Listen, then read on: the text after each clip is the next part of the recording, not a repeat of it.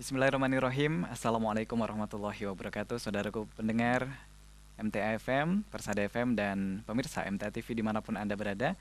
Puji syukur Alhamdulillah kita panjatkan kehadirat Allah Subhanahu Wa Taala yang kembali mempertemukan kita untuk kesempatan malam hari ini di program unggulan kita, Ustadz On Air, untuk edisi hari Kamis 18 April 2013 atau yang bertepatan dengan 8 Jumadil Tsaniyah 1434 Hijriah. Senang sekali menempatkan firman untuk menemani Anda di kesempatan malam hari ini, pemirsa dan pendengar semuanya. Dan di tengah-tengah kita, beliau Al-Ustadz Dr. Andes Ahmad Sukino selaku pimpinan dari Majelis Tafsir Al-Quran Pusat sudah ada dan siap menemani kita semuanya. Assalamualaikum warahmatullahi wabarakatuh, Ustadz. Ya, kabar sehat Ustadz malam hari ini? Alhamdulillah sehat. Alhamdulillah. Dan di samping beliau Ustadz Mas Duki yang biasa kita dengarkan, biasa kita simak di program Risalah Hadis. Assalamualaikum warahmatullahi wabarakatuh, Ustadz. Waalaikumsalam warahmatullahi Ya, wabarakatuh. kabar sehat Ustadz malam hari ini? Alhamdulillah sehat. Alhamdulillah, kabar baik. Dan pemirsa, berikut pendengar dimanapun Anda berada, Anda pun nanti bisa bergabung bersama kami di line phone 0271 661749 dan Anda bisa mengirimkan SMS Anda di 081 393 809000. Namun sebelumnya kita akan simak dulu mukadimah dari Al-Ustadz. Kami silakan. Bismillahirrahmanirrahim. Assalamualaikum warahmatullahi wabarakatuh. Waalaikumsalam. Alhamdulillahirabbil alamin. Nahmaduhu wa nasta'inuhu wa nastaghfiruh. Wa na'udzu billahi min syururi anfusina wa min sayyiati a'malina. May yahdihillahu fala mudhillalah wa may yudlil fala hadiyalah. Asyhadu an la ilaha illallah wahdahu la syarikalah. Wa asyhadu anna Muhammadan abduhu wa rasuluh la nabiyya ba'da. Amma ba'd. Qala Allah ta'ala fil Qur'anil Karim. A'udzu billahi minasyaitonir rajim. Ya ayyuhal insan innaka katihun ila rabbika katham famulaqih.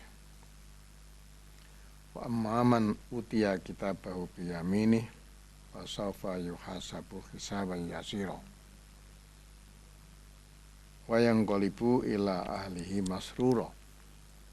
Wa amma man utiya kitabahu wara'a dhahrihi fa sawfa yad'u subura wa yasla sa'ira. Innahu kana fi ahli masrura. Innahu dhanna alla yahura.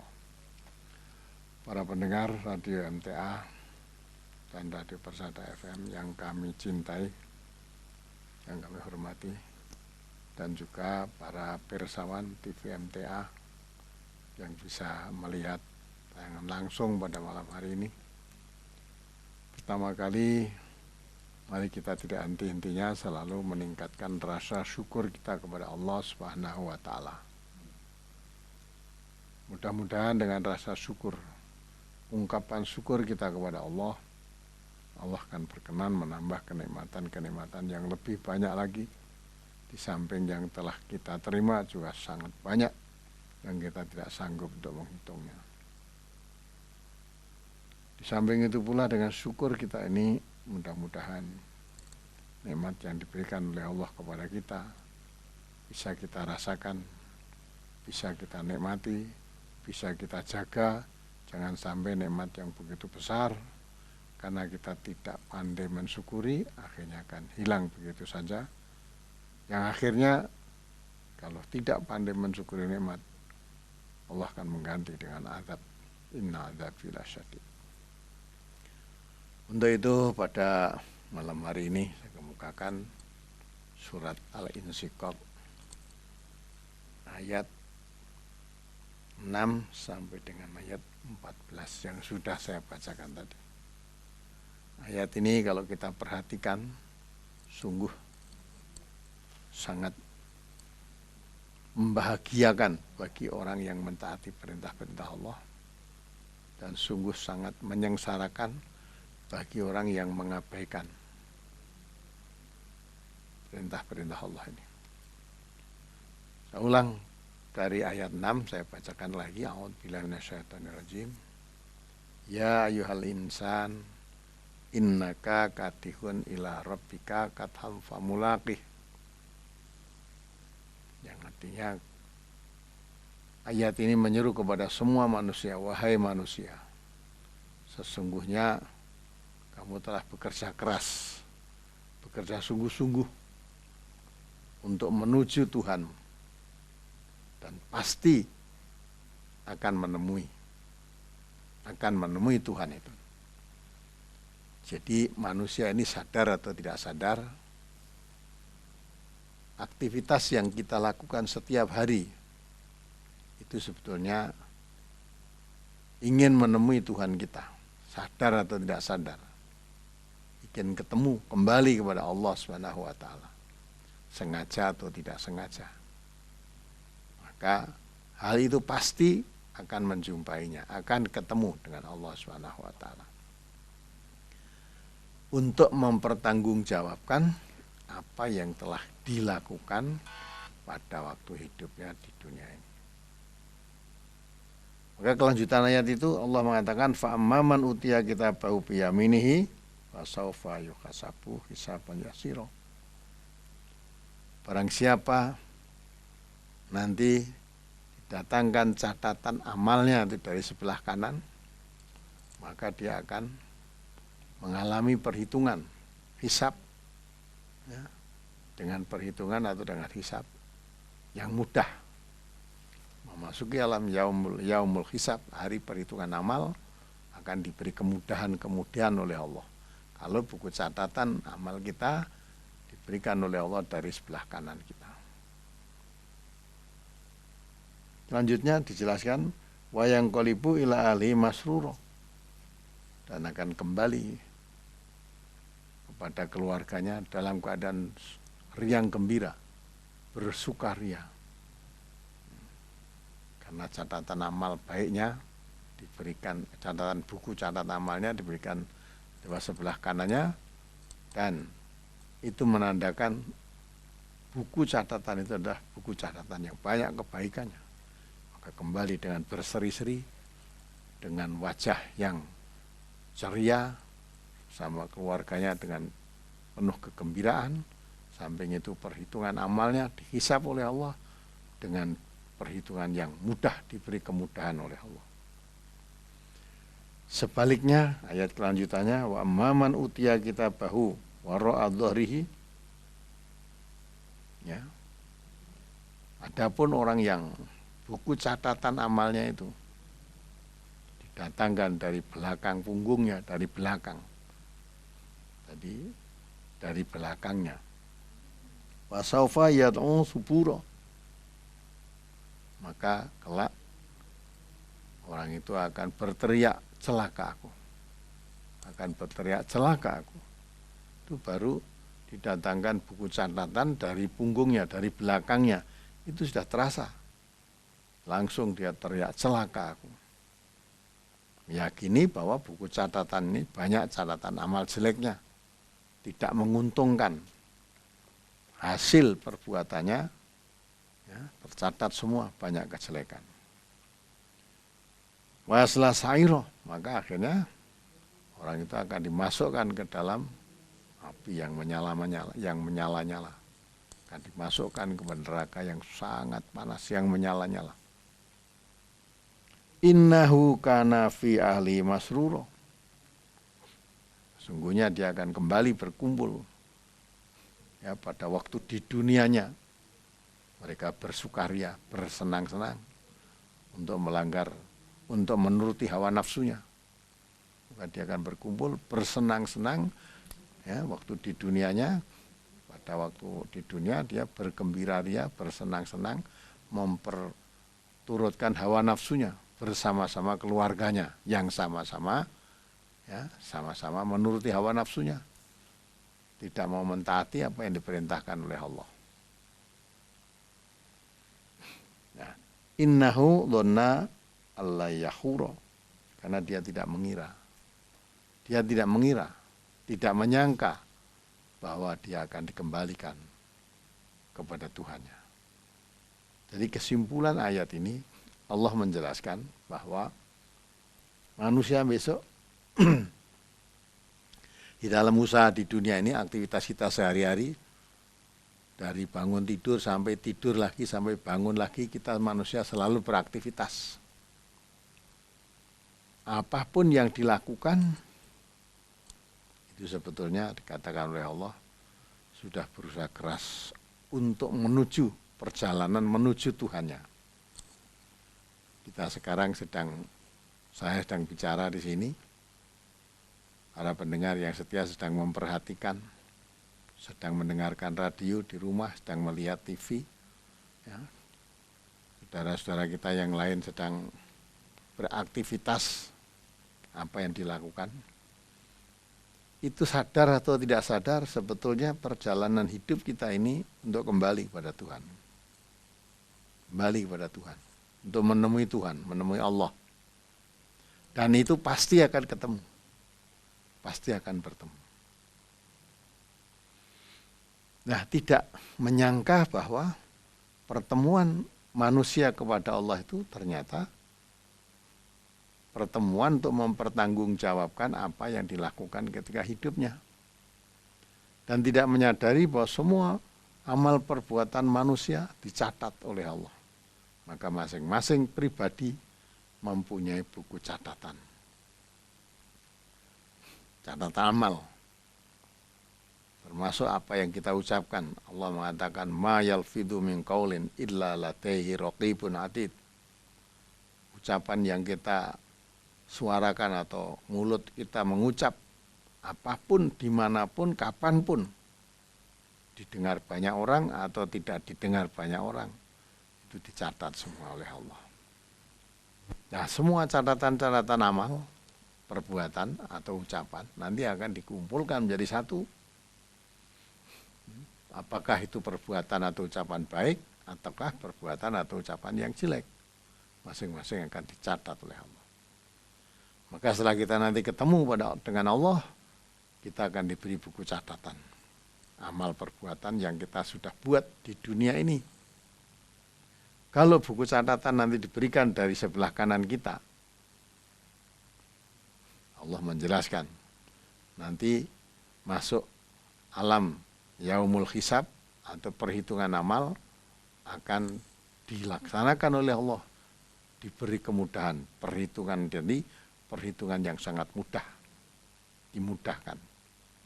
Itu menunjukkan bahwa buku catatan tadi banyak mencatat amal kebaikan-kebaikan. Dengan kata lain, amal kebaikannya dengan amal yang tidak baik dalam buku catatannya itu banyak kebaikannya. Maka dia kembali dengan bersukaria, berkumpul dengan saudaranya, dengan masruro, sukaria, bergembira ria, merasa berbahagia. Tapi sebaliknya, orang yang didatangkan kepadanya buku catatan itu dari punggungnya atau dari belakang, dia baru melihat buku catatan didatangkan dari belakang itu, langsung dia teriak, aduh celaka aku. Tidak sampai hati melihat buku catatannya sendiri, mengatakan aduh celaka aku. Karena mengetahui bahwa buku catatannya banyak catatan kejelekan, sedikit kebaikannya. Maka tidak ada jalan lain kecuali harus menerima kehidupan yang sangsara, merasa celaka, maka akhirnya dimasukkan oleh Allah ke dalam api yang menyala-nyala, yaitu di neraka. Ketika di dunianya orang semacam ini tidak pernah memperhatikan, diseru, diingatkan, ya, dipanggil untuk mentaati perintah-perintah Allah, mentaati Al-Quran, mentaati perintah Allah, menjauhi larangan Allah, tidak menghiraukan. Diberi peringatan-peringatan akan ada amal pertanggungan jawab di hadapan Allah, tidak mempercayai.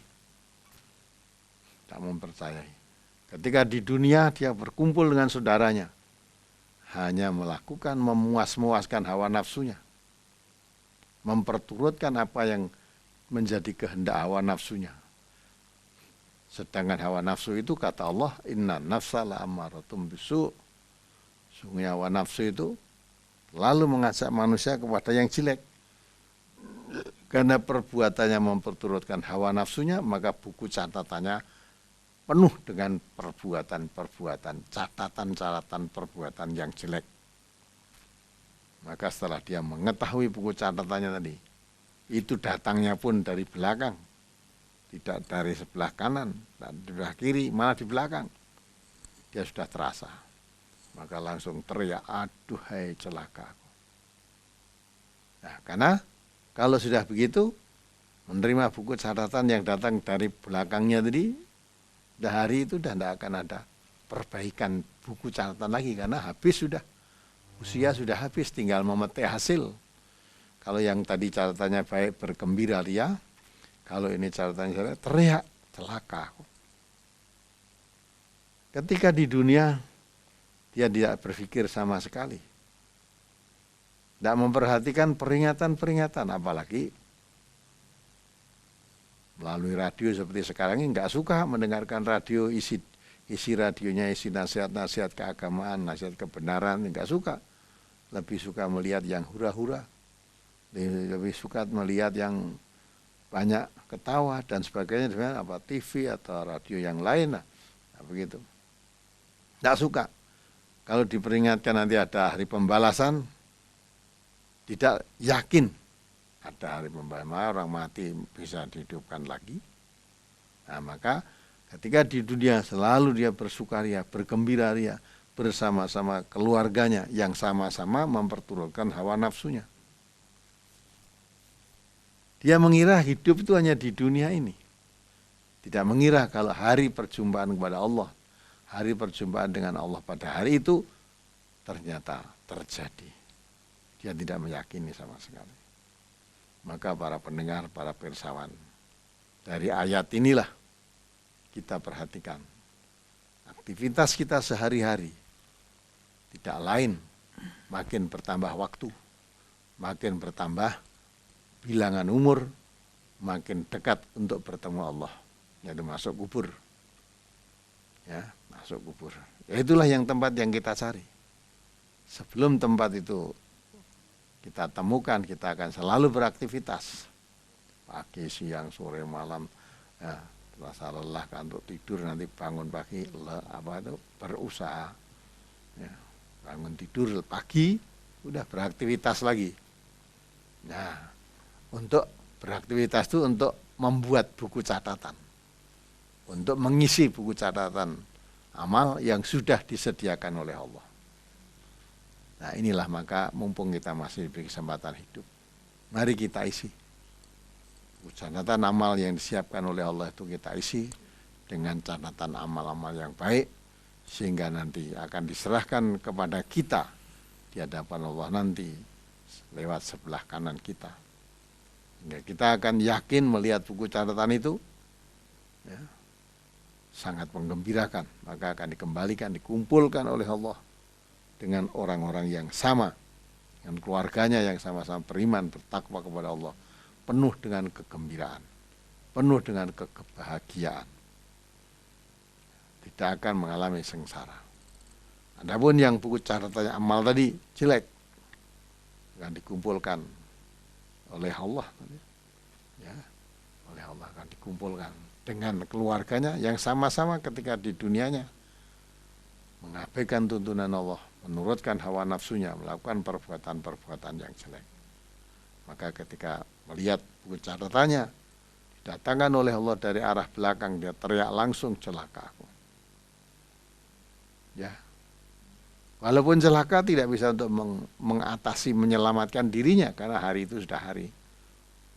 Ya, bukan hari untuk beramal lagi, tapi hari untuk memetik, ngunduh dalam bahasa saya, memetik hasil amalnya. Ketika hidup di dunia, kalau diingatkan hari perjumpaan dengan Allah itu selalu mengabaikan. Selalu mengabaikan. Nah, kenyataan maka tidak ada jalan lain kecuali teriak. Ya, teriak-teriak mendengar balasan mengetahui balasan yang akan diberikan pada diri mereka yang mengingkari ayat-ayat Allah tadi. Mudah-mudahan apa yang saya sampaikan ini bisa mengetuk hati kita. Kita membuat mengisi buku catatan yang setelah disediakan oleh Allah dengan banyak kebaikan-kebaikan. Sehingga kita terselamat dari bakaran nyala api neraka yang sangat panas. Sekian apa yang saya sampaikan untuk mukadimah malam hari ini, dengan harapan mudah-mudahan kita sadar bertambahnya waktu beraktivitas kita, menambah waktu, hakikatnya itu tidak lain kecuali menuju kepada Allah dan pasti akan sampai dengan penuh pertanggungan jawabnya. Sekian, terima kasih. Baik, terima kasih untuk mukadimahnya Ustadz, dan semoga kita semuanya mendapatkan catatan buku dari tangan kanan gitu Ustadz ya, menjadi harapan besar untuk kita semuanya. Dan pemirsa, berikut pendengar dimanapun Anda berada, melalui pembukaan dari Al-Ustadz tadi, harapannya memberikan motivasi untuk kita semuanya, mengoreksi kepada diri kita masing-masing sejauh mana kita sudah melangkah dan seberapa banyak amal yang kemudian sudah kita persiapkan untuk hari esok. Dan kami akan membacakan SMS dari Anda pendengar yang tentunya sudah masuk di redaksi kami. Dan tiba saatnya kami membacakan SMS yang sudah Anda kirimkan di redaksi kami, tentunya di 081393 89000. Dan kita berikan kesempatan nih Ustadz yang bertanya melewat SMS yang sudah banyak masuk di redaksi kami. Yang pertama dari Bapak Ahmad Wiranto Abdul Aziz di Ngabean Pakis, Magelang. Ustadz, bagaimanakah caranya agar saya kuat menahan nafsu saya, Ustadz? Karena di tempat kerja saya banyak putri yang berlalu lalang dan pakaiannya tidak menutup aurat, begitu Ustadz. Saya sering tidak kuat untuk menahan diri dan mencegah diri saya untuk tidak memandangnya. Yang demikian itu bagaimana dan solusinya seperti apa, Ustadz? Terima kasih. Pertama, kalau saudara sudah ada keinginan dan kemampuan untuk nikah, segera nikah. Kata Nabi, menikah itu bisa menutup pandangan, menundukkan pandangan, bisa menutup, menahan lah. Bagaimana sabda Rasulullah, ya ma'syara sabab man istata minkumul ba'ata fal yatazawwaj wa innahu aghadul basar wa ahsanul farj. Pemuda dianjurkan oleh Rasulullah SAW, kalau kamu sudah ada keinginan dan kemampuan untuk menikah, segeralah. Jadi segera nikah. Fa innahu aghadul basar. Karena menikah itu bisa menutup pandangan. Jadi tidak kepingin melihat tadi, lalu lalang wanita, kamu lihat dulu, sudah punya istri, sudah punya wanita, punya istri yang bisa dilihat, sudah bisa menutup, tidak mata keranjang. Nah, maka itu segera aja kamu nikah ya, untuk bisa menutup pandangan. Jadi kalau melihat kecantikan wanita atau melihat pakaian wanita yang selalu pakaiannya tidak menutup aurat, kamu sendiri sudah punya wanita. Kalau sudah punya istri kan sudah punya wanita yang bisa dilihat, bisa dipandang, bisa disanding, bisa diapakan saja, halal sudah. Maka sebaiknya kalau memang sudah tidak bisa menahan pandangan terhadap wanita, segera nikah, lebih selamat itu. Itu anjuran agama, anjuran Nabi itu. Nah, kalau memang belum mampu, merasa belum ada kemampuan, ya alaihi bisawm, puasa. Tapi kalau lihat tempat kerja saudara sudah bekerja, dan tempat lingkungan kerjanya banyak wanita, berarti tiap hari saudara akan tergoda begitu, yang paling selamat ya segera nikah itu. Insya Allah dengan nikah, aghadul basar, bisa menutup pandanganmu tadi. Ya, itulah. Ya, demikian tadi untuk Bapak Ahmad Wiranto Abdul Aziz di Pakis, Magelang. Kemudian beralih ke SMS berikutnya dari Bapak Sukino di Gunung Kidul. Apakah di tengah khutbah Jumat yang kedua ada doanya? Terus kalau yang kedua ini Ustaz, kalau mandi hari Jumat bagaimanakah caranya? Apakah seperti mandi janabat? Terima kasih Ustaz. Iya, jadi kalau khutbah dua, ya khotib itu kalau masuk khutbah dua, ada khutbah ada doanya ya, seperti yang biasa dilihat di khotib-khotib di mimbar Jumat di masjid itu, ya udah betul ya begitu, itu ada doanya. Khotibnya berdoa. Kemudian mandi Jumat, ya namanya mandi, ya seperti mandi janabat itu. meratakan air ke seluruh tubuhnya. Jadi mandi Jumat itu caranya seperti mandi janabat lah, singkatnya begitu. Baik. Kalau umumnya mandi kan cuma sampai di leher aja, kepalanya tidak disiram. Nah, itu tidak, kalau dalam bahasa agama mandi yang kepala tidak disiram itu tidak disebut mandi. Belum mandi. Mandi itu ya saya lunul ma ala sairu jasatihi, meratakan air ini ke seluruh tubuh. Itu mandi ya seperti mandi janabat itulah. Baik. Demikian untuk Bapak Askuno di Gunung Kidul, kemudian Mas Agung di Gemolong. Saya bertanya tentang minuman bir, Ustadz. Apakah haram? Dan terima kasih untuk jawabannya. Jadi yang diharamkan itu adalah khamr. Semua minuman yang memabukkan itu haram. Ya dah, innamal khamru apa? Innamal khamru wal maisiru wa ansabu dan terusnya. Jadi khamr itu haram. Lah yang disebut khamr itu apa? Kullu muskirin khamrun. Semua yang memabukkan itu termasuk jenis khamr. Nah, minuman keras, khamr. Nah, bir itu termasuk minuman yang itu minuman keras. Nah, sehingga kalau walaupun namanya bir, namanya apa saja lah. Apakah itu namanya bir atau namanya ciu atau namanya apa saja, yang penting kalau itu termasuk jenis-jenis minuman yang memabukkan itu haram. Sedikit ataupun banyak, qaliluhu wa katsiruhu, sedikitnya atau banyaknya, asal itu memang jenis minuman yang memabukkan, sedikit atau banyak haram. Jadi tidak kok haramnya kalau sampai mabuk tidak haram, enggak. Kalau memang itu jenis minuman yang memabukkan, walaupun sedikit itu haram. Ya itulah. Baik. Demikian untuk Mas Agung yang ada di Gemolong. Kemudian beralih ke line SMS yang berikutnya. Dari Iis di Pontianak. Ustadz, saya baru mendengarkan radio. Ini saya tanya tentang siaran ulang jihad pagi, tentang tidak boleh mendoakan orang tua yang tidak sholat. Nah, ini bagaimanakah dengan Nabi Ibrahim yang mendoakan ayahnya yang ada di dalam Al-Quran? Mohon penjelasannya, Ustaz. Ya, coba tolong dibacakan dulu dalam surat Taubat ayat 113, 114. Surat At-Taubah surat 9 ayat 113 dan 114. A'udzu billahi minasyaitonir rajim. Maka nalin nabiyyi walladzina amanu ayastaghfiru lil musyrikina walau kanu uli qurba min ba'di ma tabayyana lahum annahum ashabul jahim. Wa ma kana istighfaru Ibrahim li abihi illa amaudatim wa'adaha iyyah walamma tabayyana lahu annahu aduwwul lillahi tabarra'a minhu inna Ibrahim la'awwahun halim. Adalah sepatutnya bagi Nabi dan orang-orang yang beriman memintakan ampun kepada Allah bagi orang-orang musyrik, walaupun orang-orang musyrik itu adalah kaum kerabatnya. Sudah jelas bagi mereka bahwasanya orang-orang musyrik itu adalah penghuni neraka jahanam. Ya, perhatikan ayat berikutnya ini. Dan permintaan ampun dari Ibrahim kepada Allah untuk bapaknya. Nah, ini perhatikan ini yang kamu tanyakan tadi, ya terus. Tidak lain hanyalah karena suatu janji yang telah diikrarkannya kepada bapaknya itu. Maka tatkala jelas bagi Ibrahim bahwa bapaknya itu adalah musuh Allah, maka Ibrahim berlepas diri daripadanya.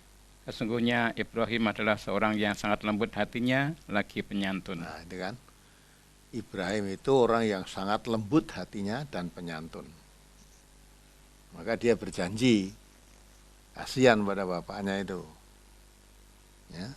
Tidak menerima seruan Nabi Ibrahim, seorang nabi. Dia berjanji karena sangat penyantun dan sangat lembut hatinya, dia berjanji akan memohonkan, mendoakan ayahnya. Tapi setelah nyata-nyata bahwa ayahnya itu menjadi musuh Allah, tidak mau melepaskan sesembahan berhalanya, tetap dia mensekutu Allah, tetap dia bertuhan kepada selain Allah, jadi musuh Allah. Nah, nyata betul, maka Nabi Ibrahim berlepas diri, terus tidak meneruskan. Jadi doa tadi karena Nabi Ibrahim pernah berjanji kepada ayahnya akan memohon ampun kepada Allah. Tapi setelah nyata-nyata bapaknya itu menjadi musuh Allah, nah Nabi berlepas diri. Ibrahim tidak terus mendoakan ayahnya, berlepas diri. Tidak mau tahu sudah, karena memang sudah menjadi musuh Allah. Dan Nabi Ibrahim adalah utusan Allah. Nah, utusan Allah dengan musuh Allah ya tentu tidak bisa ketemu walaupun itu bapaknya. Maka pada ayat itu dijelaskan karena Ibrahim mendoakan tadi karena sudah janji pada ayahnya akan memohonkan ampun ya. Tetapi karena itu menjadi musuh Allah dan Allah melarang untuk mendoakannya ya, ketika itu kan Allah ketika Nabi Ibrahim berjanji itu belum ada larangan untuk mendoakan nah, karena sudah ternyata walaupun sudah berjanji untuk mendoakan bapaknya ternyata menjadi musuh Allah yang tidak bisa dinasehati ya tetap akhirnya Nabi Ibrahim berlepas diri tidak meneruskan apa yang menjadi dan mendoakan ayahnya tadi berlepas diri bebaskan ya kafir ada bapaknya musyrik dengan Nabi Ibrahim ya udah tidak mau tahu lah akhirnya lepas walaupun itu bapaknya maka pada ayat itu diterangkan tidak pantas kalau Nabi dan orang mukmin mendoakan mohonkan ampun orang-orang musyrik dan orang musyrik itu sudah jelas tempatnya di neraka lah. Maka Nabi Ibrahim berlepas diriannya sudah perpisahan gitu. Nah gitulah maksudnya ya. Ya, baik demikian tadi untuk Ibu Iis yang ada di Pontianak dan kemudian beralih di pertanyaan berikutnya Joko di Blora. Bagaimanakah pandangan Islam tentang orang mukmin yang jarang-jarang sholat Ustadz? Apakah dia juga beriman? Kemudian yang kedua, apakah dia bisa dikatakan sebagai seorang muslim? Gitu. Orang mukmin yang jarang-jarang sholat itu tidak ada. Ya. Orang mukmin yang jarang-jarang sholat itu gimana? Ya, kan orang mukmin itu innamal mu'minuna alladzina amanu billahi wa rasulihi tsumma lam yartabu wajahadu bi amwalihim wa anfusihim fi sabilillah ya ulaika humus shadiqun. Jadi orang yang beriman betul pada Allah itu orang yang beriman pada Allah dan Rasulnya dia tidak ragu-ragu untuk mewujudkan imannya kepada Allah dalam kehidupan ini. Kalau memang diperlukan dengan mengeluarkan membelanjakan hartanya dan jiwanya untuk di jalan Allah itu pun tidak ragu-ragu. Nah itu yang baru yang iman benar. Maka kalau mengatakan orang mukmin kok jarang-jarang sholat ya itu tidak mukmin ya, tidak mukmin. Tidak orang mukmin hanya ya malah bisa kalau dia meninggalkan sholat itu dengan kesengajaan jadi kafir malah. Nabi kita mengatakan ya, man taraka sholata amdan faqad kafara jiharon. Siapa yang meninggalkan sholat itu dengan sengaja nah, dia nyata-nyata dia itu kafir. Kafaro jiharon, kafir yang jelas, yang tampak ceto gitu loh, kafir. Jadi kalau orang mukmin tenan ya sholat 5 waktu itu nggak akan ditinggalkan sampai mati. Ya, orang mukmin kok sholatnya jarang-jarang. Ya, itu jelas bukan orang mukmin itu namanya ya. Baik, ya demikian tadi untuk Mas Joko yang ada di Blora. Kemudian dari Bapak Imam Sutrisno di Bataan, Bondowoso, Jawa Timur, menurut orang Yahudi, Uzair itu adalah anak Allah. Sebenarnya Uzair itu siapa, Ustaz? Jadi Uzair itu di dalam itu orang Yahudi. Dia waktu itu suka, yang boleh dikatakan orang alim lah, orang pinter lah. Ya, suka mengumpulkan kumpulan sejarah-sejarah, catatan-catatan itu ya kitab-kitab yang isi dalam kitab itu dan dia menyebarkan isi kitab Taurat ya, dikala kitab Taurat sudah mulai ditinggalkan orang boleh dikatakan dia menyusun kembali disebarkan dakwah seperti itu ya, boleh dikatakan lah itu orang alim maka dia orang alim terus sampai orang-orang menyebutnya itu seperti anak Allah lah, dianggapnya anak Allah. Maka di dalam Al-Quran itu diterangkan orang Yahudi menganggap Uzair itu anaknya Allah. Ya. Kalau orang Nasrani menganggap Isa anaknya Allah. Nah gitu, jadi Uzair itu ya boleh dikatakan orang alim yang dia rajin berdakwah, menyebarkan kitab Tauratnya. Nah, tapi di tengah-tengah orang sudah mulai meninggalkannya, ya, dianggapnya orang alim itu sampai berlebihan diangkat seolah-olah menjadi anaknya Allah. Padahal Allah itu kalau punya anak ya jelas bukan Allah. Tuhan yang sebenarnya itu Tuhan yang lam yalid walam yulad. Tidak berputra, tidak diputrahkan. Nah, walam yakullahu kufuwan ahad. Nah, itu jadi tidak ada satu barang pun yang menyerupai atau yang mirip, yang menyamai, sama sekali tidak ada. Lah kalau Allah kok punya anak ya sama dengan kita kan. Maka dari itu keimanan yang salah.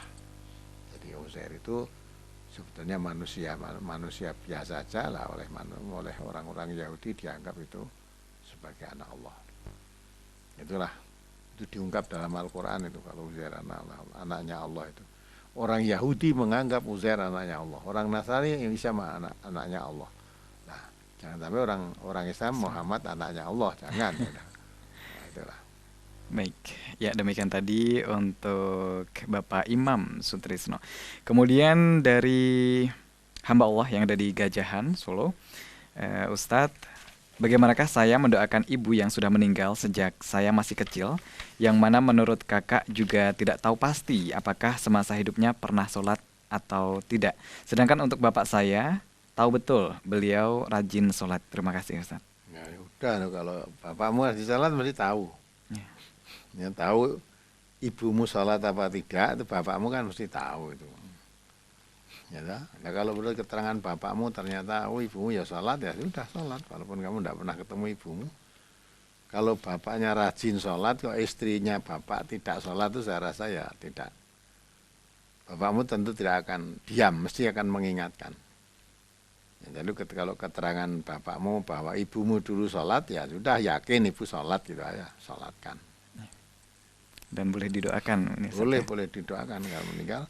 Ya sudah meninggal karena waktu hidupnya sholat, ya boleh didoakan. Baik. Kemudian Vira di Semarang, Ustadz, bapak saya bekerja di suatu pertambangan setelah mendapatkan emas sekian, kemudian dijadikan rupiah dan sudah dizakati 2,5%. Lalu bapak saya membelikan saya emas lagi, yaitu berupa cincin. Nah, bagaimanakah dengan cincinnya? Apakah harus dizakati atau tidak? Dizakati lagi 2,5% kan. Ya. Ya, jangan khawatir kalau zakat itu akan menjadikan melarat, itu jangan. Ya. Justru harus yakin dengan harta yang dizakati itu akan disuburkan oleh Allah. Memang kadang-kadang orang itu kalau mau zakat itu masih hitung-hitung zakat. Padahal kalau orang menyadari zakat itu salah satu dari rukun Islam, maka orang Islam harus kewajiban membayar zakatnya. Dan zakat itu kan cuma sebagian kecil saja dari harta yang diberikan oleh Allah kepada kita. Dizakati lebih baik. Ya. Mbak Vira di Semarang, demikian penjelasan dari Ustadz. Kemudian di SMS berikutnya dari Bapak Trisno di Gunung Kidul, Ustadz. Ustadz, mujadahan itu apa ada tuntunannya, begitu Ustadz?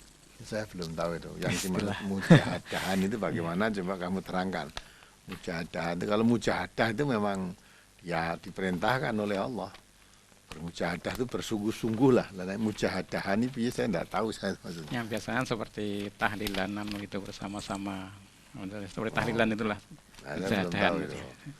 Kalau semacam itu saya belum pernah bersama-sama dengan banyak orang gitu. Nah, mujahadahan. Ya, saya belum tahu dalilnya. Tanya aja yang mengamalkan begitu, ada dalilnya enggak? Ada contoh dari Rasulullah apa tidak? Kalau kamu punya teman yang mengikuti kegiatan semacam itu, coba ditanyakan. Ya, kalau karena belum tahu, ya saya memang juga belum tahu, tidak ikut, tidak mengamalkan, belum tahu kok.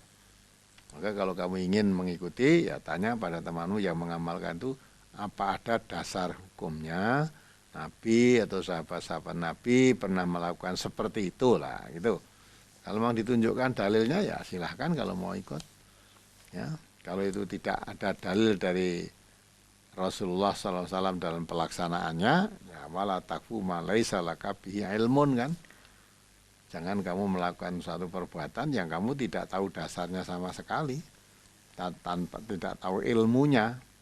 Sebab nanti akan dimintai pertanggungan jawab. Inna sam'a wal basara wal fu'ada kullu ulaika kana anhu mas'ula. Jadi perbuatan yang dilakukan yang kita belum tahu lebih baik tidak dilakukan. Nanti sebab perbuatan yang kita jalankan itu akan dimintai pertanggungan jawab oleh Allah. Kamu mendengar keterangannya siapa, kamu melihat prakteknya siapa, kamu memahami ajarannya siapa, nah itu kan dipertanyakan. Kalau bentuk-bentuk ibadah itu kan yang harus kita contoh Rasulullah atau sahabat-sahabat Rasulullah. Kalau sahabat Rasulullah dan Rasulullah tidak melakukannya, walaupun banyak orang melakukan, kita nggak perlu ikut. Karena kita beribadah itu suruh mencontoh Rasulullah atau sahabat-sahabat Rasulullah, bukan manusia-manusia seperti kita ini, bukan. Ya, gitu ya. Baik. Kemudian dari saudara kita yang ada di 085 380 sekian. Ustadz mohon dijelaskan bacaan at-tahiyat akhir, begitu Ustadz, yang ada tuntunannya. Karena kebanyakan ulama di tempat kami ada tambahan kama sholaita Ibrahim wa ala ali Ibrahim wa barik ala Sayyidina Muhammad wa ala ali Sayyidina Muhammad, gitu Ustadz. Iya, bacakan saja ya. An Ibni Mas'udin qala Alamani Rasulullah sallallahu alaihi wasallam at-tashahhudda kafi baina kafaihi kama yu'allimuni surata minal Qur'an. At-tahiyatu lillah wassalawatu wattayyibat. Assalamu alayka ayyuhan nabiyyu wa rahmatullahi wa barakatuh. Assalamu alayna wa ala ibadillahi sholihin. Asyhadu an la ilaha illallah wa asyhadu anna Muhammadan abduhu wa rasuluh. Itu riwayat jamaah. Nah, kemudian yang sholawatnya di situ terangkan. Nabi Mas'udin Al-Ansori qala atana Rasulullah sallallahu alaihi wasallam wa nahnu fi majlisi Sa'di bin Ubadah. Wa qala lahu Bashiru bin Sa'din. Amaronallahu ta'ala anna nusalliya alaika ya Rasulullah. Diterangkan ya. Ya Rasulullah, fa kaifa nusalli alaik? Bagaimana kami bersolawat kepadamu? Nah, itulah. Ya. Qala Nabi mengatakan fasa kata Rasulullah SAW hatta tamannaina annahu lam yas'alhu summa qala Rasulullah SAW qulu Allahumma salli ala Muhammadin wa ala ali Muhammad kama shallaita ala ali Ibrahim wa barik ala Muhammad wa ala ali Muhammad kama barakta ala ali Ibrahim fil alamina innaka hamidum majid. Assalamu kama qad alimtum. Hadis riwayat Muslim. Jadi menurut yang diajarkan oleh Rasulullah, kan Rasulullah ditanyakan dari Abu Mas'ud An-Nasari Al-Ansori, ia berkata Rasulullah SAW pernah datang kepada kami yang pada waktu itu kami berada di Masjid Sa'ad bin Ubadah. Lalu Basir bin Sa'ad bertanya kepada beliau, ya Rasulullah, Allah Ta'ala telah memerintahkan kepada kami supaya membaca sholawat kepadamu. Lalu bagaimana caranya kami membaca sholawat kepadamu? Jadi sahabat bertanya kepada Nabi, karena Allah memerintahkan kami untuk sholawat padamu, caranya membaca sholawat kepadamu itu bagaimana ya Rasulullah? Abu Mas'ud berkata, maka Rasulullah SAW diam. Jadi ketika ditanya itu Rasulullah diam. Sehingga kami menginginkan sekiranya dia tidak menanyakannya. Kemudian Rasulullah SAW menjawab. Nah, setelah diam sejenak Rasulullah menjawab.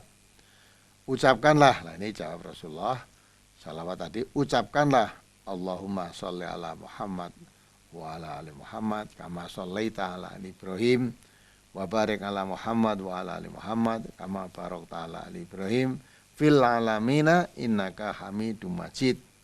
Yaitu hadis riwayat Muslim juz 1 halaman 305. Jadi kalau menurut hadis ini ya, apa yang diterangkan oleh Rasulullah cara mengucap sholawat kepada Nabi di dalam sholat itu seperti itu ya, tidak memakai sayyidina tadi lah. Kalau memakai sayyidina tadi Ya, mungkin ada hadis yang lain yang menerangkan begitu, silahkan. Tapi berdasarkan hadis riwayat Muslim di sini tidak memakai sayyidina. Yaitu kata ajaran Rasulullah untuk baca salawat ya tadi Allahumma sholli ala Muhammad wa ala ali Muhammad kama sholaita ala ali Ibrahim wa barik ala Muhammad wa ala ali Muhammad kama barakta ala ali Ibrahim fil alamina innaka Hamidum Majid. Ya, gitu. Itu yang diajarkan oleh Rasulullah ya, kepada sahabatnya ketika ditanya, kami disuruh bersalawat kepadamu ya Rasulullah, bagaimana cara bersalawat kepadamu? Lah Rasulullah mengajarkan seperti itu tadi. Lagi pula ya. Karena Rasulullah SAW yad'u Allahumma inni a'udzubika min adzabil qabri wa min adzabil nar wa min fitnatil mahya wal mamat wa min fitnatil masiihid dajjal. Di setelah membaca tahiyat, membaca sholawat tadi, terus pada terakhir nah, ditambah bacaan ini tadi baru salam. Itu bacaan setelah tahiyat, sholawat selesai baru Allahumma inni a'udzubika min adzabil qabri wa min adzabin nar wa min fitnatil mahya wal mamat wa min fitnatil masiihid dajjal. Itulah dalam sholat itu. Ya, mungkin itu yang perlu saya jelaskan. Ya, demikian tadi untuk yang ada di 085 380 sekian. Kemudian beralih ke Bapak Joko yang ada di Ngawi, Ustadz, menalkinkan mayat setelah dikubur itu ada tuntunannya atau tidak gitu, Ustadz? Yang saya tahu, menalkinkan mayat itu bukan setelah mayat dikubur, tapi talqin itu diperintahkan oleh Rasulullah ketika menunggui sahabatnya atau orang yang akan sakaratul maut. Jadi belum maut, baru sakaratul maut. Ya. Rasulullah SAW mengatakan laqinu mautakum bila ilaha illallah. Ya. Di situ. Jadi talqinkanlah orang-orang yang akan mati di antara kamu. Jadi orang itu akan mati, bukan orang sudah dikubur ya. Sudah dikubur. Ya, dengan bacaan apa? La ilaha illallah. Nah, di situ diterangkan. Itu hadis riwayat jamaah kecuali Bukhari dan dalam Nailul Athar juz 4 halaman 22. Ada lagi laqinu mautakum la ilaha illallah fa innahu man kana akhiru kalamihi la ilaha illallah la ilaha illallah indal mauti dakhalal jannah. Ya, yauman minad dahri wa in asabahu qabla dzalika ma asabahu. Ibnu Hibban. Ya, dari Abu Hurairah ya berkata, Rasulullah SAW bersabda, talkinkanlah orang-orang yang akan mati di antara kalian dengan kalimat la ilaha illallah. Karena barang siapa yang akhir ucapan la ilaha illallah ketika akan mati, ia masuk surga. Satu hari itu lebih bermanfaat daripada sepanjang hidupnya, meskipun sebelumnya ia telah melakukan perbuatan apa saja. Di satu hari dia mengucap la ilaha illallah terus mati, nah itu yang lebih baik dari hari-hari sebelumnya. Jadi walaupun dia pernah melakukan suatu perbuatan maksiat, tapi kalau akhir hayatnya tadi bisa mengucap la ilaha illallah terus mati, dia masuk surga. Jadi bukannya setelah mati dikubur terus diajari, ditalkinkan. Diajari, ya itu saya belum tahu. Nanti kalau didatangi malaikat mungkar nakir ditanya man rabbuka, jawablah Allahu Rabbi, gitu kan keterangannya. Man nabiyuka Muhammad sallallahu alaihi wasallam. Nah gitu. Yang begitu itu saya belum tahu dalilnya. Ya. Walaupun pernah melihat orang mengajari, ya, orang hidup mengajari orang mati sudah dikubur diweling. Nanti kalau malaikat datang menanya kamu siapa Tuhanmu, jawabnya Allah. Siapa nabimu, jawabnya Muhammad. Apa kitab sucimu, Quran. Itu diajari dia sudah dikubur. Nah, itu dasarnya apa saya belum tahu. Ya, karena belum tahu ya tidak pernah ngajari begitu ya. Yang saya tahu ketika ada orang akan mati supaya dituntun membaca la ilaha illallah. Karena dengan harapan kalau orang mati sebelum mati membaca la ilaha illallah terus mati, dia masuk surga. Gitu. Baik. Apalagi? Ya, demikian Pak Joko yang ada di Ngawi. Terima kasih kebersamaannya. Beralih ke Bapak Nugroho yang ada di Sragen.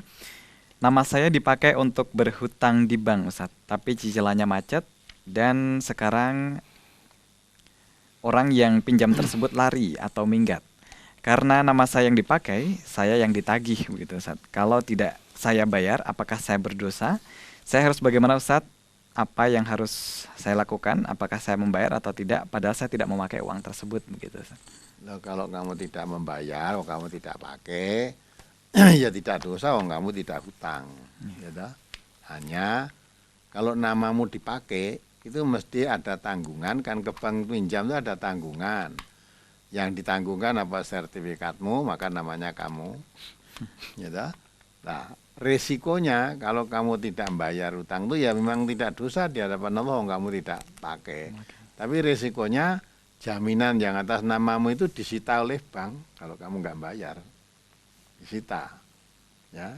Karena kamu mengatakan saya tidak pakai, tidak bisa wong yang namanya tanda tangan di bank itu juga kamu. Gitu kan. Nah, dosanya tidak, kamu tertipu. Tapi urusan bank, ya kamu mesti ditagih walaupun nggak pakai, karena statusnya yang meminjam itu kamu. Nah, kalau kamu tidak mau bayar, ya barang tanggungannya disita oleh bank. Nah, barang tanggungan karena namanya kamu berarti mesti milikmu itu, ya kamu ya disita, ya kehilangan itu nanti. Ya. Baik. Itu resikonya, rugi kamu, ya kan? Maka sekarang itu jangan mudah percaya kepada orang. Masa sertifikat rumah, sertifikat sawah bisa dipakai untuk dipinjam, kamu tidak memakai, padahal ya dipinjam, barang minggat, ya sudah resikonya hilang. Ya dosanya tidak, kamu nggak dosa. Baik. Apalagi ya hikmahnya lebih berhati-hati begitu saja Ya. kepada siapapun. Siapapun harus hati-hati, konco akrab, justru konco akrab itu tanggal lengah. Ya. Baik, kemudian dari Bapak Slamet Nugroho. Saya tadinya kerja, istri bekerja juga Ustaz di pabrik. Saya sudah menyuruhnya keluar, tetapi akhirnya saya yang keluar saja begitu dari kerja tersebut. Pertanyaannya, apakah istri bekerja itu termasuk berjihad begitu Ustaz? Mohon penjelasannya. Terima kasih. Ya, berjihad mencari harta itu. Ya, nah, kamu kalau malah istrimu malah tidak keluar, kamu terus keluar lah, atau kamu kerja apa? Ya, kalau terus kamu kerja apa, istrimu kerja keras, kamu nganggur di rumah, ya itu kebalik itu namanya. Ya, mestinya yang tanggung jawab itu suami, kok malah suaminya tidak bekerja, istrinya biar kerja di tidak keluar, malah mestinya yang keluar tuh istrimu, kamu bekerja lah gitu. Kalau malah kamu keluar, nganggur, istrimu kerja lah, itu kan keliru itu. Tidak rijal qawamulan nisa lah jadinya. Baik, demikian untuk Bapak Slamet Nugroho. Sangat jelas penjelasan dari Ustadz tentunya. Kemudian Ibu Aryani yang ada di Ngawi, Ustadz, saya seorang pedagang sembako. Tidak jarang orang yang menghutang belanjaan ke warung saya, tapi kebanyakan orang kalau hutang tidak bertanggung jawab dan seenaknya sendiri kalau menghutang, Ustadz. Tapi saya sekarang sudah tidak mau memberikan hutang lagi kepada yang berbelanja. Pada suatu hari ada orang yang mau menghutang ke warung saya, tetapi saya tidak memberikan. Nah, apakah saya termasuk orang yang zolim? Apakah terlalu egois? Atau bagaimana? Tidak. Diutangi itu boleh ya. Kalau memang kamu boleh ya silahkan. Diutangi tidak boleh ya tidak dosa. Wong namanya diutangi kok gitu. Apalagi sering ketanggor kalau utang tidak nyaur gitu. Nah, kalau kamu bakul kok diutangi, ora disauri barang jadi diutang meneh. Ora disauri utangnya ya bangkrut kamu nanti. Yeah. Gitu. Maka hutang piutang itu harus dicatat. Dan kalau sekiranya hutang itu diteni akhirnya orang tidak nyaur, jangan lagi hutang lagi terus diberi lagi. Ya. Itu akan membawa rugi. Jadi kamu pedagang dihutangi boleh, ya boleh. Dihutangi tidak boleh, ya tidak apa-apa, ya boleh. Apalagi kalau hutang tidak nyaur itu ya nanti maunya dagang itu cari untung, nah, terus rugi. Barangnya di nenggon utangan, disaur, ya rugi malah jadinya. Apalagi zaman sekarang ini.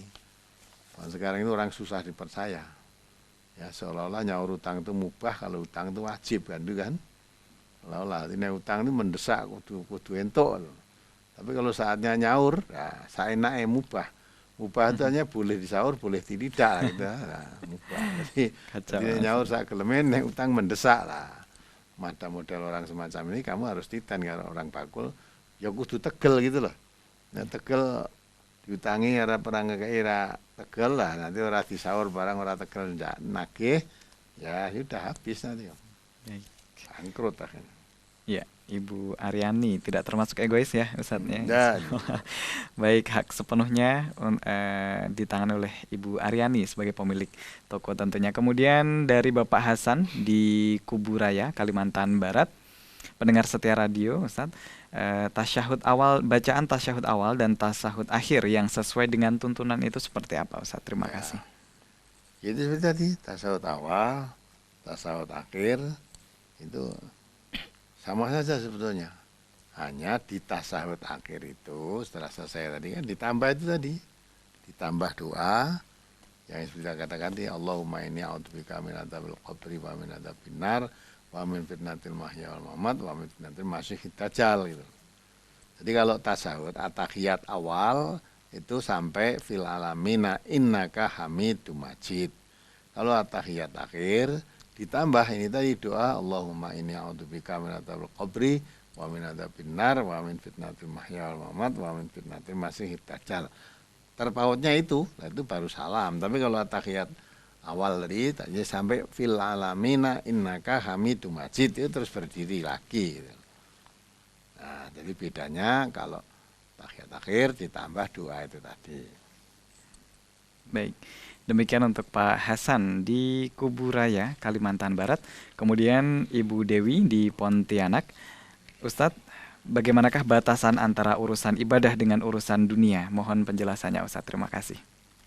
Jadi urusan ibadah dengan urusan dunia itu sudah jelas.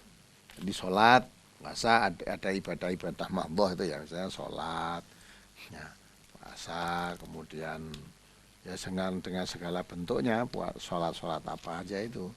Ya, kemudian apa itu?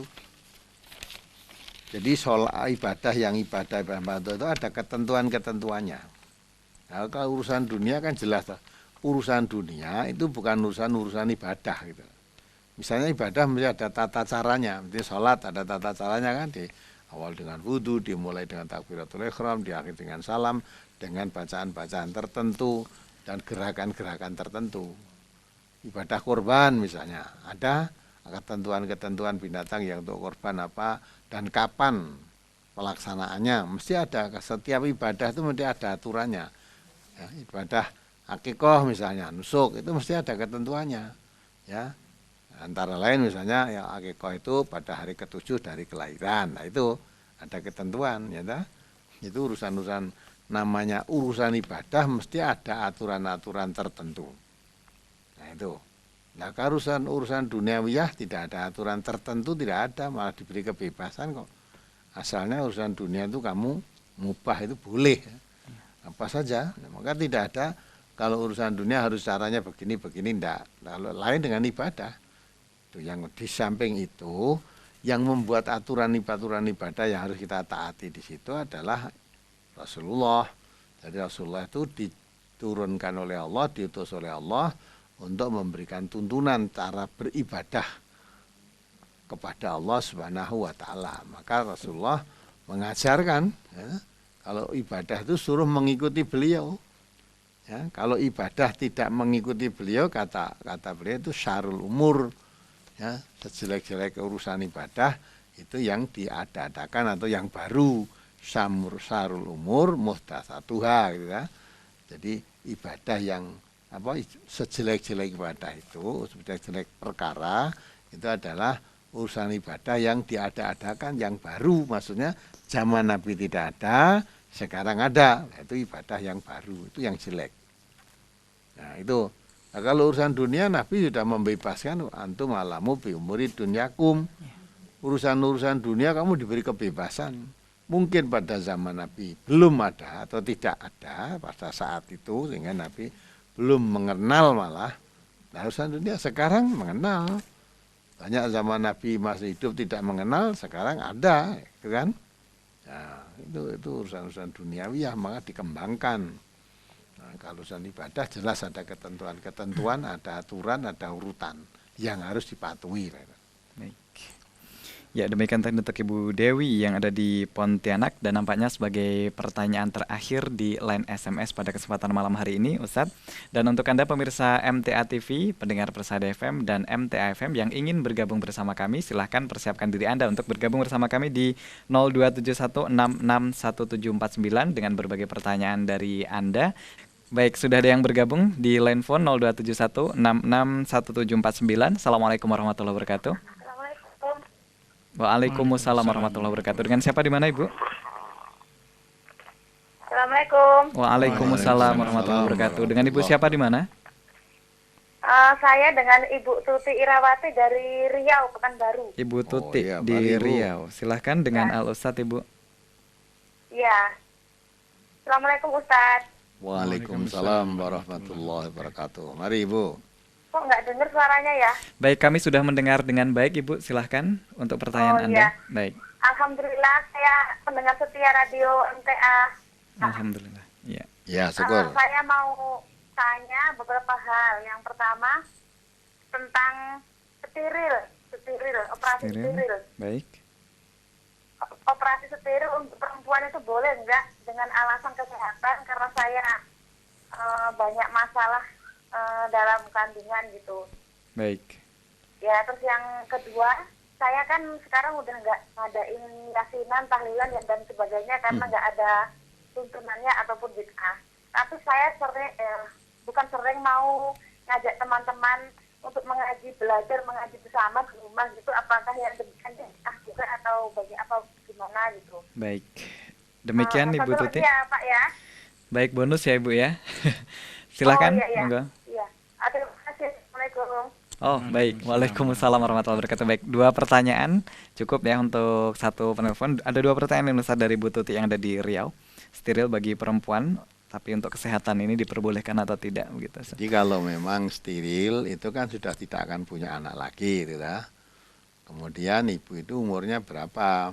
Kalau memang ya menurut dokter ahli kandungan dan muslim ya, kalau memang itu membahayakan untuk melahirkan lagi ya toh, kalau memang menurut dokter ahli yang muslim ya itu boleh aja steril itu kalau memang diperkirakan oleh dokter memang sangat membahayakan. Tapi sekarang ini kadang-kala kalau periksa dokter jangan satu dokter ya, dan kalau bisa nyari dokter yang betul-betul agamanya kuat ya, second opinion lah, jangan satu dokter. Sebab kadang-kala dokter itu karena digalakkannya oleh pemerintah setempat ya dengan KB ya, nanti kadang-kala biasa untuk bisa mensterilkan ibu-ibu itu dapat kredit poin ya, dapat kredit poin.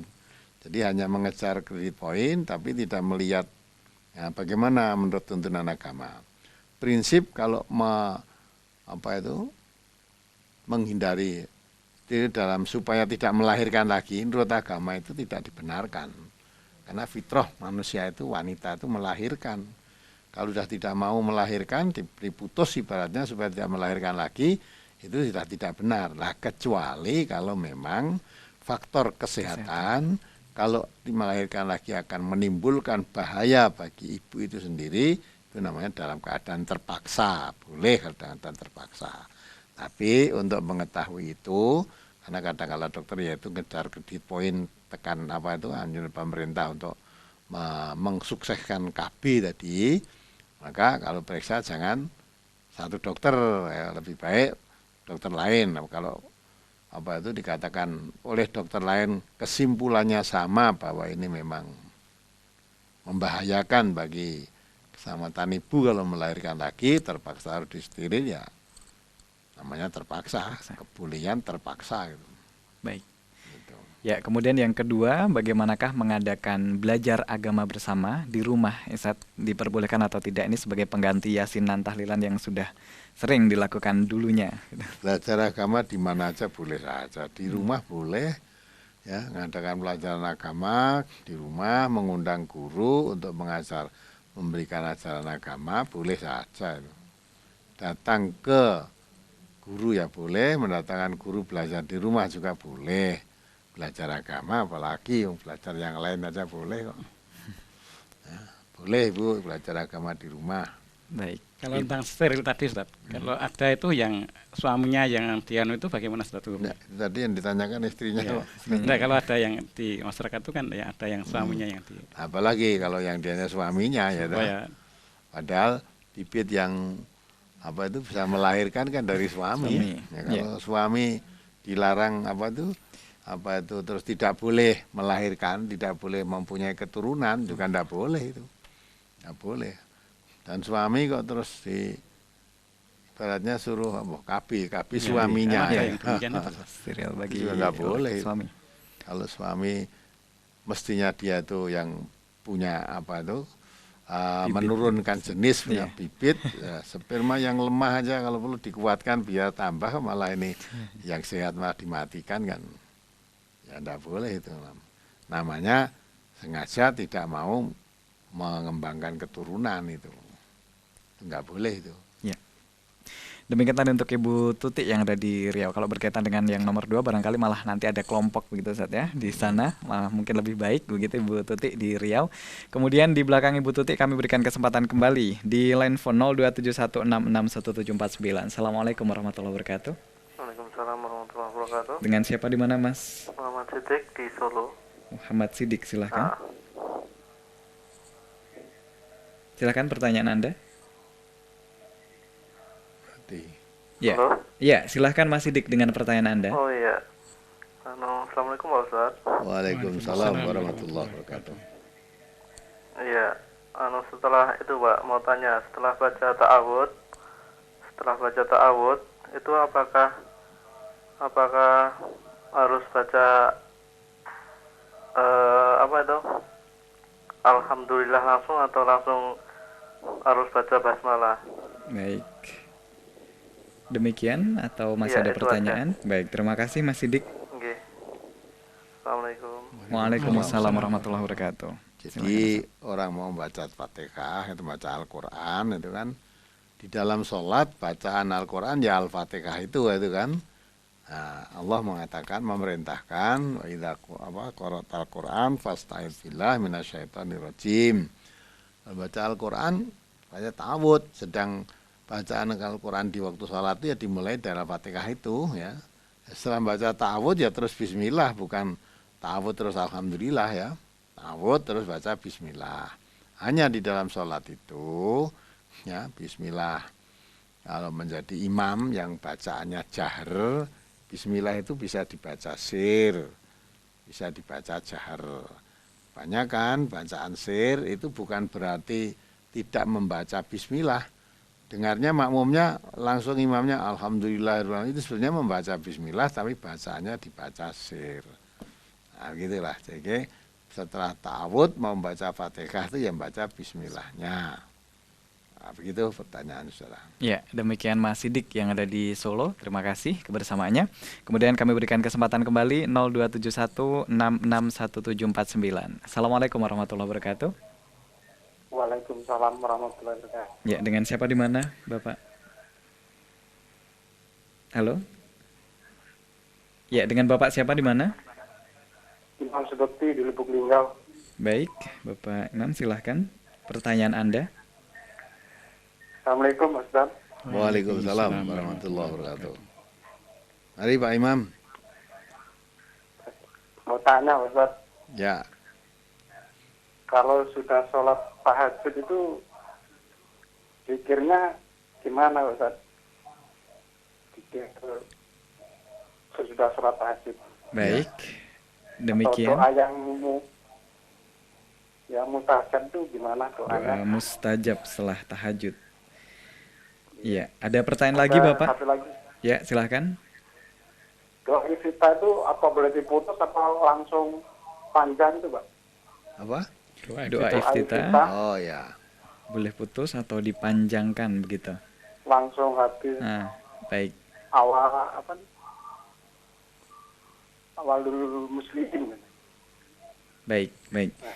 Demikian Bapak. Assalamualaikum. Waalaikumsalam warahmatullahi wabarakatuh Pak Imam. Jadi- Ibu Linggau. Yang pertama, Setelah tahajud, Setelah doa tahajud, doa berikut apa? zikirnya Ya. apa ini? jadi setelah tahajud selesai, itu Rasulullah SAW biasa zikirnya itu baca itu Subhanal Malikil Quddus, Subhanal Malikil Quddus, Subhanal Malikil Quddus 3 kali. Yang terakhir itu dipanjangkan kan, Subhanal Malikil Quddus, lah gitu. Nah setelah itu mau doa apa aja silahkan. Ya, mau doa apa aja silahkan. Karena pada sepertiga malam, kalau sholat tahajudnya di sepertiga malam akhir, itu dikatakan oleh Rasulullah, itu Allah turun ke langit bumi, memperhatikan hamba-hambanya yang berdoa, akan dikabulkan doanya. Yang memohon akan diberikan, akan dikabulkan permohonannya. Nah, itulah. Maka dikatakan itu ya doa yang mustajab karena di akhir malam itu Rasulullah turun ke bumi. Nah, maka itu doa yang akan dimohonkan oleh Allah apa? Ya terserah aja kamu mohon apa, terserah aja. Yang permohonan seorang kan mungkin berbeda-beda. Nah, tinggal Bapak setelah tahajud mau berdoa mohon apa bebas, apa aja boleh. Mohon yang baik-baik pada Allah, mumpung saat itu Allah turun ke langit bumi tadi, mengabulkan hambanya yang berdoa. Tidak ada bacaan-bacaan doa tertentu, tidak ada. Ya.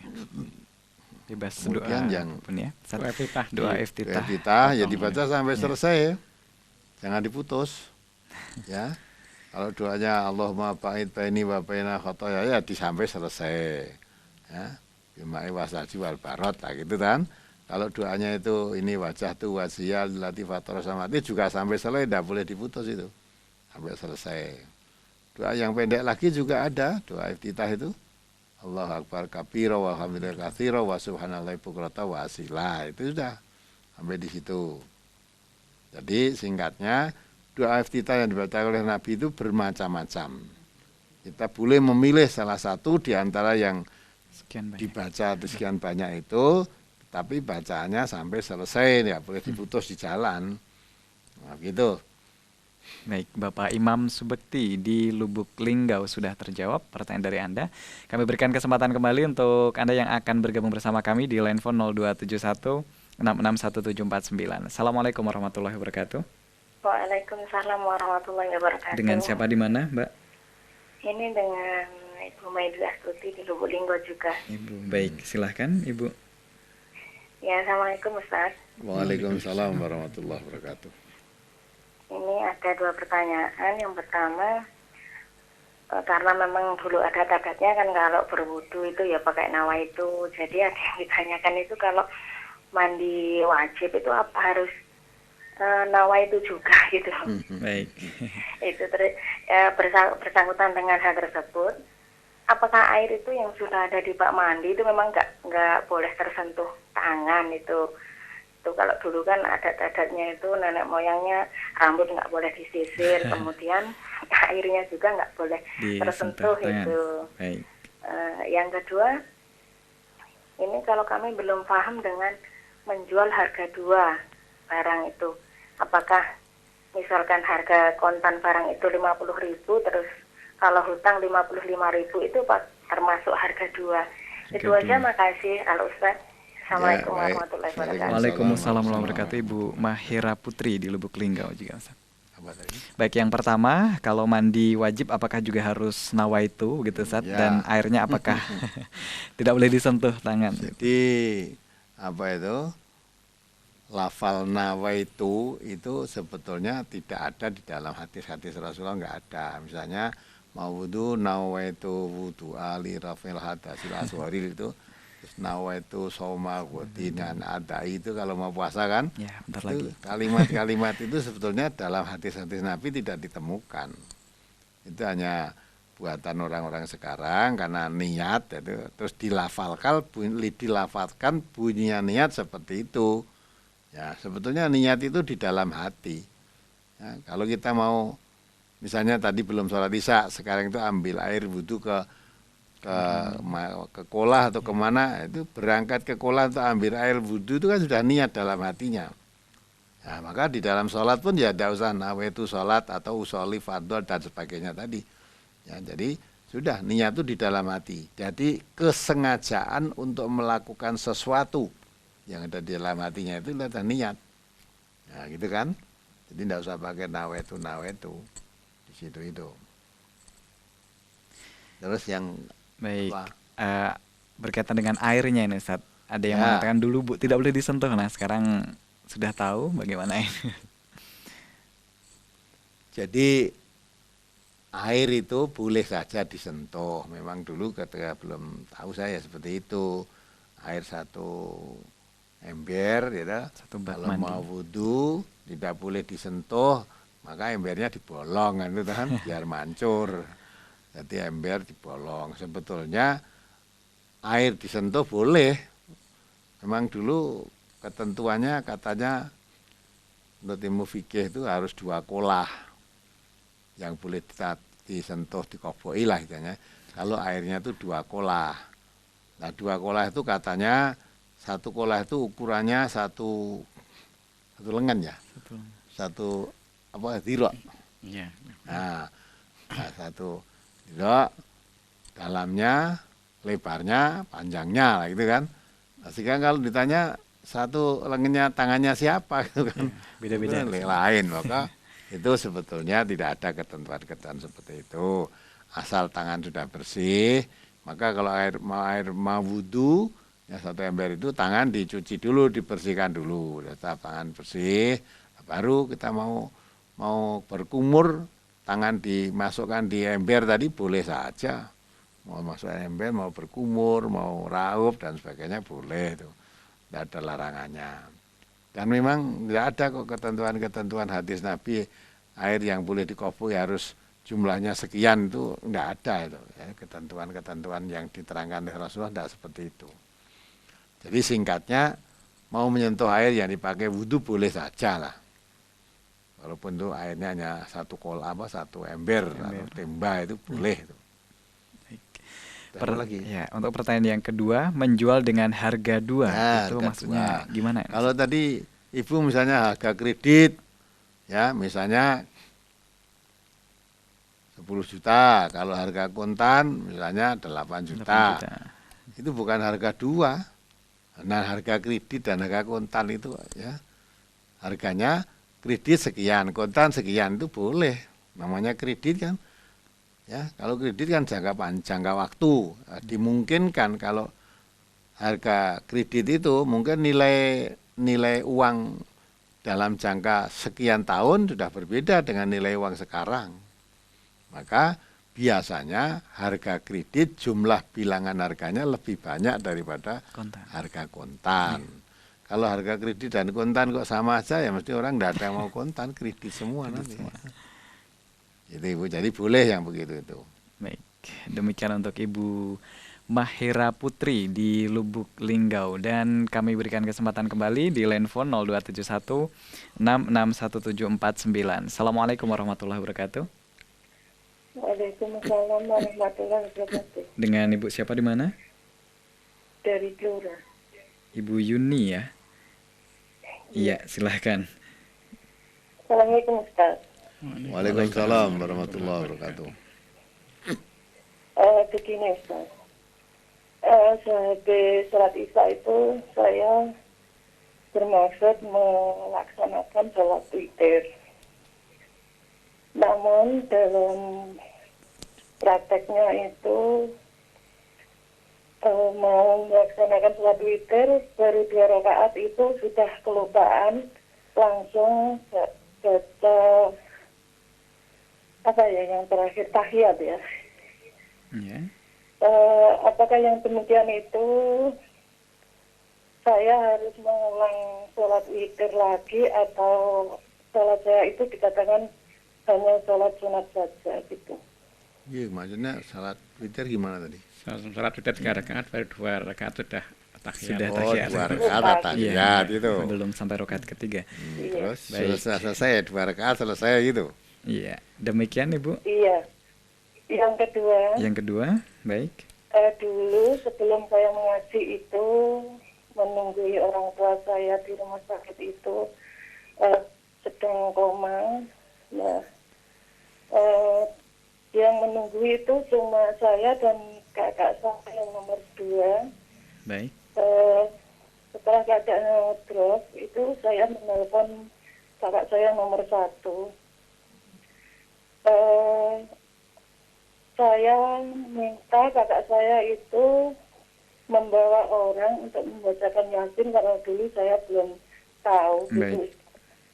Apakah yang saya lakukan itu, apakah saya termasuk membunuh ibu saya? Gitu, Ustaz. Iya, karena setelah dibacakan surat Yasin ternyata ibu saya meninggal. Juga. Baik. Karena kebetulan saya, Ustaz. Tujuannya ya memang Terima begitu. kasih atas jawabannya. Gimana, Ustaz? Tujuannya memang bacakan Yasin biar segera mati itu.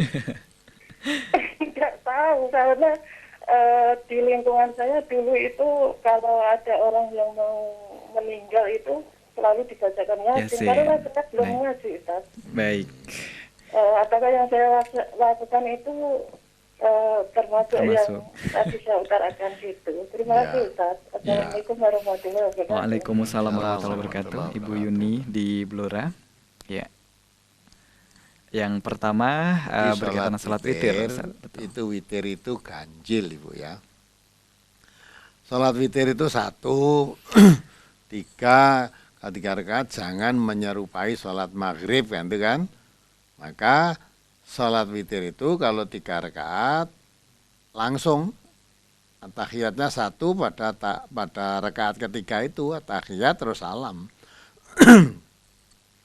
Kalau 2 rakaat itu bukan witir, namanya 2 itu tidak ganjil kok. Jadi witir itu ganjil. Kalau 2 berarti bukan witir itu. Ya gitu. Nah, kalau tadi misalnya lupa, baru 2 kok sudah tahiyat terus salam, ya berdiri lagi karena lupa. Tambah 1 lagi, nah nanti sebelum salam sujud sahwi karena kelupaan tadi. Mestinya 3 kok baru 2 sudah tahiyat awal. Nah, apalagi udah baca salam lagi lah, maka terus ya begitu ingat langsung berdiri tambah 1 rakaat lagi. Nah, nanti sebelum salam sujud sahwi karena kelupaannya tadi. Sujud sahwi 2 kali. Ya, sujud sahwi 2 kali baru salam. Itu mengenai salat witir. Baik. Kemudian yang kedua menyuruh kakaknya untuk membacakan Yasin. Membaca Yasin kalau ngundang orang. Dan akhirnya meninggal ibunya. Apa itu? Termasuk membunuh. Nah, membunuh. Kalau memang tujuan membacakan Yasin tadi ibunya biar segera mati, dibacakan Yasin biar segera mati, ya itu anak yang kejam. Masa ibunya sakit malah dipateni. Nah, jadi kalau tujuan membaca Yasin itu memang untuk supaya ibunya yang sakit tadi segera mati, ya itu berarti niatnya adalah pembunuhan itu. Nah, niatnya. Tapi kalau sekarang membaca Yasin memang tidak tahu maksudnya, ya cuma ikut-ikutan saja. Nah, karena belum tahu ya mudah-mudahan Allah mengampuni dosanya. Nah, sekarang tidak usah dibacakan Yasin lagi. Kalau ada orang yang mau sekaratul maut, ada tuntunan yang dituntutkan oleh Rasulullah, bukan membacakan Yasin supaya ditalkinkan dengan dituntun membaca la ilaha illallah gitu. Kalau ada orang yang sakaratul maut, tuntunkan aja la ilaha illallah dengan harapan kalau nanti dia bisa membaca la ilaha illallah terus mati kan masuk surga gitu. Itu ya. Nah, jadi kalau memang dulu ya biasanya Yasin, nah, terus dibacakan untuk orang yang mau mati, ya itu kebiasaan-kebiasaan yang begitu sampai hari ini masih banyak. Kami belum mendapatkan hadis yang sahih. Memang ada hadisnya, tapi hadisnya dhaif. Bacakan Yasin, katanya orang yang mau mati dibacakan Yasin, Allah menyegerakan, memudahkan keluarnya ruh gitu. Tentang mati singkatnya gitulah. Hadisnya tidak sahih. Nah, banyak orang yang mengamalkan begitu, malah yang dituntunkan Nabi laqinu mautakum bila ilaha illallah itu malah jarang dilakukan. Jadi kalau ada orang sakaratul maut oleh Nabi suruh membacakan la ilaha illallah itu malah tidak dilakukan. Ya. Nah, jadi yang kebanyakan yang dibacakan Yasin dan sebagainya itu Kalau dulu belum tahu ya mudah-mudahan Allah mengampuni lah. Baik, demikian untuk Ibu Yuni yang ada di Blora, sangat jelas penjelasan dari Al-Ustadz. Kemudian di belakang Ibu Yuni yang ada di Blora, 0271661749. Assalamualaikum warahmatullahi wabarakatuh. Waalaikumsalam warahmatullahi wabarakatuh. Dengan siapa di mana Bapak? Selamat di Boyolali, Ustaz. Bapak Selamat di Boyolali, silahkan. Assalamualaikum, Ustaz. Waalaikumsalam warahmatullahi wabarakatuh. Ini mau menanyakan yaitu tentang kedudukan sholat witir itu sebetulnya bagaimana kok sampai ada kisah sahabat yang takut kalau nanti nggak dapat waktu untuk witir gitu. Baik. Jadi karena saya sendiri sebetulnya mau berusaha untuk bisa witir, namun kadang bablasan gitu loh. Jadi Ya, nggak sampai bisa dapat witir gitu. baik. Itu yang pertama. Kemudian yang kedua tentang jamaah sholat gitu. Misalkan saya menjadi makmum gitu kan. Itu kadang itu ada rasa dongkol di hati gitu karena makmum diimami oleh seorang imam yang ahli bid'ah. Kemudian selain itu dia itu bacaannya kurang fasih gitu. Nanti saya ingin pertanyakan itu dongkol di hati itu sholatnya sah atau enggak. Terima kasih atas jawabannya. Terima kasih Mas Selamat. Waalaikumsalam warahmatullahi wabarakatuh. Ya, Jadi berkaitan dengan witir itu memang dituntunkan oleh Rasulullah SAW. Kalau kita sholat tahajud, kita diteruskan dengan sholat witir. Ya, sholat witir, sholat tahajud 2 rakaat. Nah, kalau khawatir kesubuhan, ya suruh witir 1 rakaat. Misalnya witir 3 rakaat dikhawatirkan belum sampai 3 rakaat sudah adzan subuh, namanya kesubuhan. Nah, kalau kira-kira mau witir 3 rakaat khawatir kesubuhan, maka dituntun Rasulullah witirlah 1 rakaat saja, gitulah. Jadi maka kalau sekiranya mau witir 3 rakaat waktunya masih memungkinkan ya 3 rakaat. Tapi kalau nanti 3 khawatir belum selesai 3 terus adzan subuh, ya maka witirnya 1 saja. Jadi memang salat witir itu ya disayogyakan sebagai penutup akhir salat malam, diakhiri dengan salat witir. Ada lagi perintah Nabi, ya, sesuatu yang kalau bisa jangan ditinggalkan, salah satu diantaranya adalah salat witir. Kalau nanti khawatir malam tidak bisa sholat tahajud, bangun sholat tahajud, Nabi malah menganjurkan, ya, sholatlah witir setelah sholat isya itu, karena terasa kantuk, terasa kesal sekali, mungkin kalau saya tidur, khawatir nggak bisa bangun malam, paling tidak witir jangan sampai dihilangkan, maka setelah sholat isya boleh langsung sholat witir, ya itu. Nanti kalau malam hari ternyata bisa bangun tahajud, ya tidak usah memakai sholat witir, karena sudah sholat witir. Andai kata setelah witir tadi terus tertidur, memang tidur ya, lelah sekali sampai subuh, tidak sholat malam, ya maka itu jangan sampai semalam suntuk tidur, semua untuk sholat malam tidak ada bagian, sekalipun hanya witir, maka kerjakanlah sholat witir itu. Jadi semacam witir itu kalau bisa jangan sampai ditinggalkan. Ya, tapi dan itu 3 hal yang kalau bisa jangan ditinggalkan, yaitu 1, sholat witir. Yang kedua, puasa 3 hari dalam 1 bulan. 3 hari dalam 1 bulan. Itu jangan sampai itu ditinggalkan kalau bisa itu. Nah, kemudian yang ketiga apa? Salat duha. Nah, salat duha 2 rakaat. Ya. Kalau bisa itu jangan ditinggalkan. Salat duha 2 rakaat, puasa 3 hari dalam 1 bulan, yang ketiga salat witir. Nah, itu jadi kalau ditinggalkan ya tidak dosa, wong itu semua itu sunnah. Namun demikian kalau Nabi berpesan begitu berarti sangat penting Sangat penting, jangan sampai ditinggalkan. Maka kalau tadi khawatir malam tidur nanti tidak bisa bangun, paling tidak witir itu dikerjakan, jangan ditinggalkan. Nah gitulah. Baik. Kemudian pertanyaan yang kedua, bermakmum dengan yang masih suka melaksanakan sholat bid'ah. dongkol itu nggak boleh. Jadi sholat kok. Kalau makmum kok sholat dongkol, sholat itu berhadapan dengan Allah ya. Kalau memang bacaan imam kurang fasih atau bacaannya tidak baik, imamnya sah saja, makmumnya sah saja. Rusaknya imam itu tidak membawa kerusakan makmum, ya. Nah, maka kalau mau sholat jamaah, ya, pilih imam yang bacaannya baik, fasih, yang akrauhum, yang bacaannya yang lebih baik di antara kalian. Namun kalau saudara memang masuk ke suatu masjid, di situ sudah ada imamnya, ya imamnya itu memang itu imam masjid yang ditetapkan itu, kemudian saudara sholat di suatu masjid, ya ketemu imam semacam itu ya tidak usah dongkol, sudah sah insyaallah. Walaupun imamnya kurang fasih, kamu sebagai makmum tidak mengurangi pahala. Tapi kalau kamu dongkol malah tidak khusuk sholatnya, lah malah apa gunanya sholat dongkol karo imamnya, kan tidak boleh itu. Ya.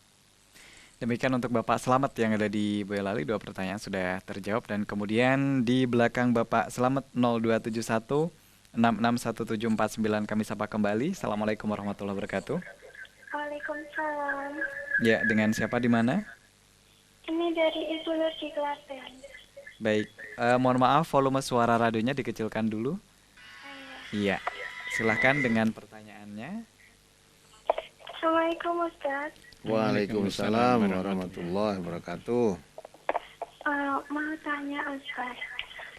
Iya. Apakah kecacatan itu juga termasuk musibah? Apa? Kecacatan. Apakah kecacatan itu juga termasuk musibah? Musibah, ya. Dan jika kita sabar, apa bisa menjadi penghapus dosa? Lalu, jika kita kurang bisa menerima keadaan kita dan kadang menyesalinya, apa juga termasuk dosa besar, Ustaz? Terus yang kedua, jika kita bersedekah untuk anak yatim, apakah harus kita langsung kasihkan pada anaknya atau boleh melalui orang tuanya? Baik. Dan apakah sedekah kita itu sudah termasuk menzakati harta kita, Ustaz? Baik. Ataukah cuman menyantuni anak yatim gitu? Baik. Itu Demikian. Ustaz yang saya tanyakan. Saya ucapkan terima kasih atas jawabannya. Assalamualaikum warahmatullahi wabarakatuh. Waalaikumsalam warahmatullahi wabarakatuh. Ibu Nur yang ada di Klaten, 2 pertanyaan. Pertama, kecacatan itu apa termasuk musibah, dan ketika sabar apakah bisa menghapus dosa? Ya, Gitu. kecacatan. Betul, cacat. Cacat fisik itu ya? Iya. Iya, cacat fisik itu ya diterima dengan sabar, ya tidak menyesal, karena semua orang kan tidak mau kalau ditarik cacat itu, tapi karena kenyataannya cacat ya diterima dengan qanaah lah, dengan sabar. Ya, cacat fisik tidak masalah, zaman Nabi juga ada. Ibnu Umi Maktum itu tidak bisa melihat, orang buta, mata di kepalanya buta nggak melihat, tapi mata hatinya tajam, awas. Ya, banyak orang yang mata hatinya ya, tajam, walaupun mata di kepalanya tidak melihat, tapi mata hatinya melihat, bisa membedakan kebenaran dan kebatilan, itu bisa masuk surga. Tapi orang yang mata di kepalanya tajam, bisa melihat apa saja, tapi mata hatinya buta, nah itu tidak bisa masuk surga. Justru yang dikatakan oleh Allah, yang buta itu bukan buta mata di kepala ini, tapi buta adalah buta mata hati. Nah, orang kalau sudah mata hatinya buta, itu sudah alamat celaka, tidak akan bisa mencapai kebahagiaan di surganya Allah, nggak akan bisa. Maka kalau itu diterima dengan sabar, ya sudah bisa menjadi penghapus dosa-dosa yang dia lakukan dengan kesabarannya itu. Jadi bukan dengan cacatnya, tapi dengan sabarnya.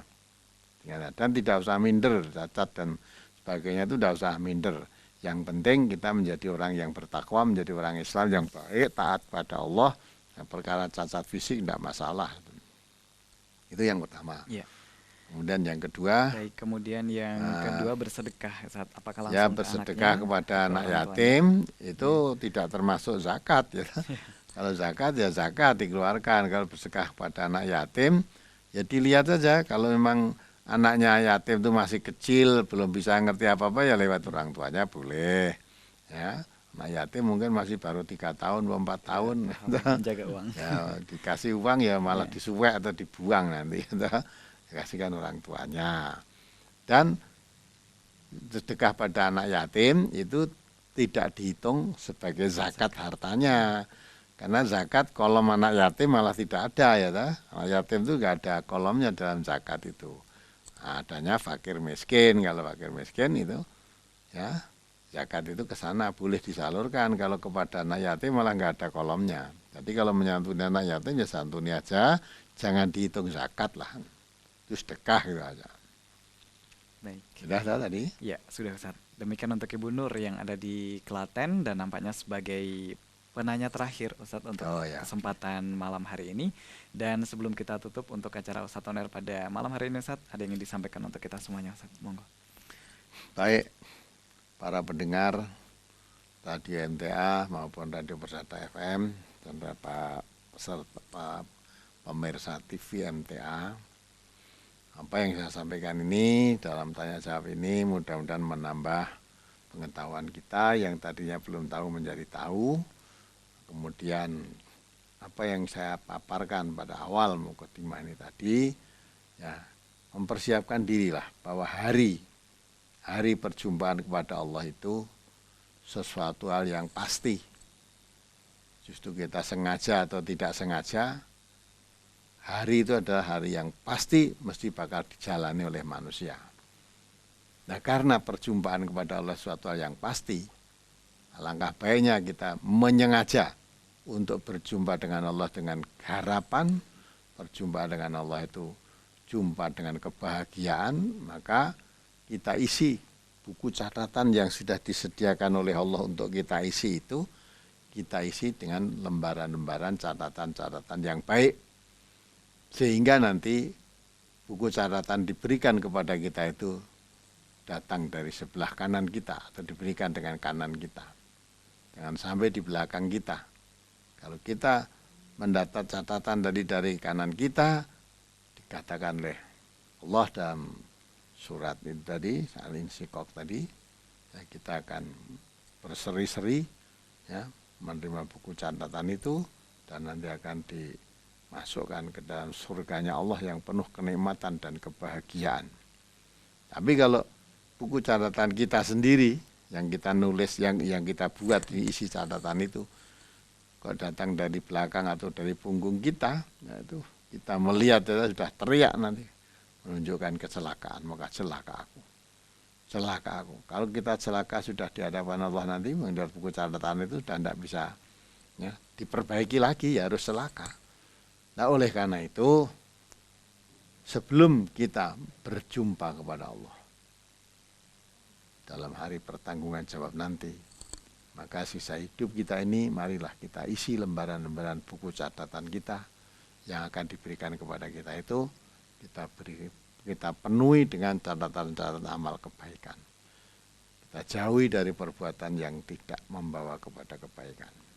Dengan harapan pada hari kiamat, pada hari perjumpaan dengan Allah nanti, mudah-mudahan kita ketemu dalam keadaan bahagia, diizinkan oleh Allah menempati surga yang penuh kenikmatan. Tapi kalau catatan kita tadi, catatan yang banyak jelek, amal jelek, ya, kita akan dimasukkan ke dalam neraka yang menyala-nyala dan baru dibuka catatannya saja kita sudah merasa, kita akan teriak, aduh celaka aku. Mudah-mudahan itu tidak terjadi pada kita semua, para pendengar radio MTA, para pirsawan TV, ya, untuk makin hari bertambahnya bilangan waktu, bertambahnya bilangan tahun, bertambahnya aktivitas kita, tidak sadar kita itu sebenarnya makin mendekat ketemunya pada Allah, makin dekat kematian kita. Maka jangan disia-siakan, kita manfaatkan sebaik-baiknya untuk berbuat kebaikan. Semoga bermanfaat untuk diri saya sendiri dan pada para pendengar, para pirsawan semua yang kami cintai, yang kami banggakan, yang kami hormati.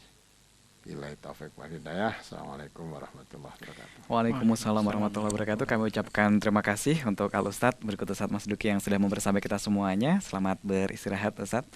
Dan pemirsa, berikut pendengar dimanapun Anda berada, usai sudah kebersamaan kita untuk program Ustadz On Air pada kesempatan malam hari ini, Kamis 18 April 2013 atau yang bertepatan dengan 8 Jumadil Tsaniyah 1434 Hijriah. Kami mewakili seluruh kru yang bertugas mengucapkan terima kasih dan wassalamualaikum warahmatullahi wabarakatuh. Waalaikumsalam warahmatullahi wabarakatuh.